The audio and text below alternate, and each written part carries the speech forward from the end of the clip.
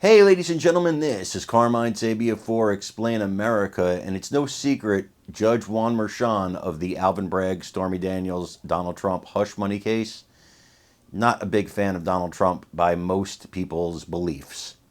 Before we get started, please make sure you like, comment, share, and subscribe. Those little things really help us out, and they help our channel continue to grow.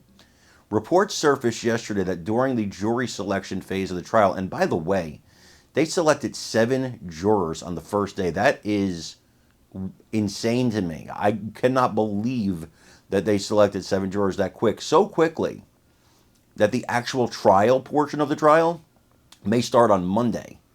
That's breakneck speed compared to what I was expecting and anticipating from this.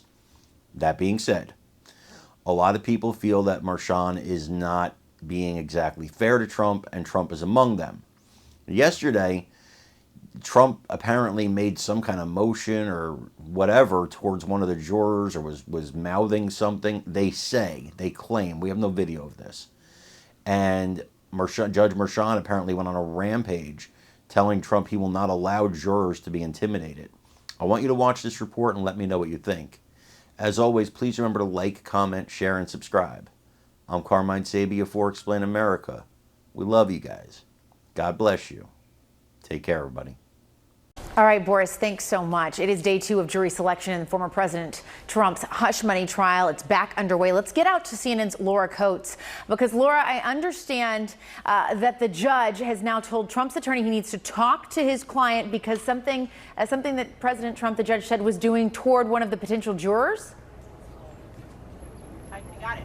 Yes, there are fireworks beginning to happen in this particular courtroom. Remember, there is a moment when you're able to ask questions of the different potential jurors, even at this juncture, to decide whether they actually should be on your jury. Well, at issue here is one juror's Facebook postings. I'm going to bring in Kara Scannell on this because, Kara, the Facebook posting appear to show some celebration happening in the year 2020.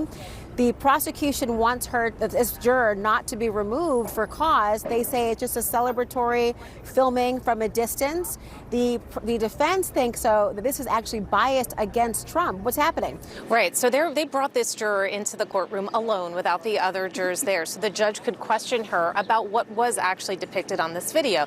And the juror responded saying that it was a New York moment that she caught on camera. But the concern is what? That it's a video of a celebration around an election, or what? So Trump's lawyers, well, the question is, was this around Election Day or the day that Biden was declared the winner in 2020, which, remember, was about a week later? And so the defense lawyers are saying this is clearly an anti-Trump event. She didn't say that she went to an anti-Trump rally. The juror saying, no, this was a New York moment that she caught on camera.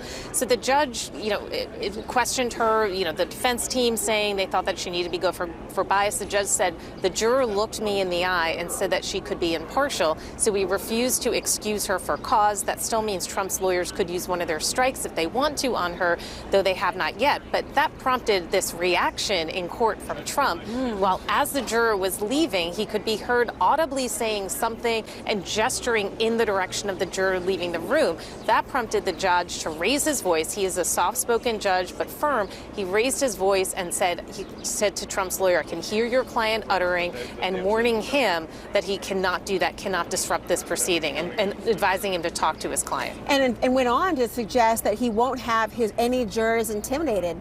It's a really important moment here. We're not talking about a collective number of jurors in the room, Kara. We're talking about if there is additional questioning for a juror, they are to be by themselves in that particular courtroom. So you've got Secret Service, the former president of the United States, defense and prosecution, a judge, and the lone juror being questioned. And you've got uttering or some sort of reprimand being done against Trump. That's a really extraordinary moment. It tells you we're how many days now, a day and a half into jury selection. It seems as though his patience for being able to be quiet in that courtroom is waning thin.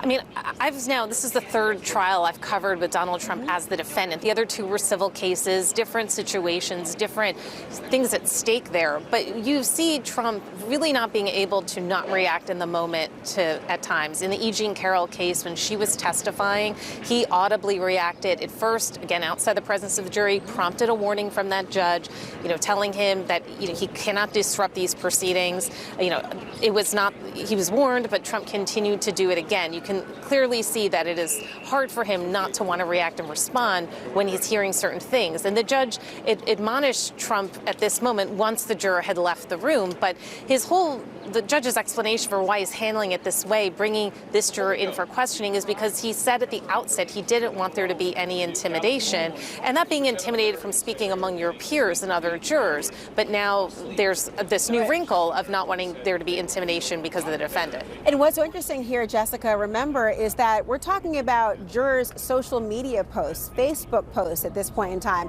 Now, we in the media have no idea who is in that jury pool. There is anonymity to be preserved for a very good reason. But the attorneys in this room, they're aware of who the individuals are. They're able to then search through their social media postings and imagine what they are finding in what could be a potential treasure trove of information. But at the end of the day, the judge wants to know not just the existence of a post, but how it might demonstrate bias in a way that could undermine the opportunity for the defendant to have a fair trial.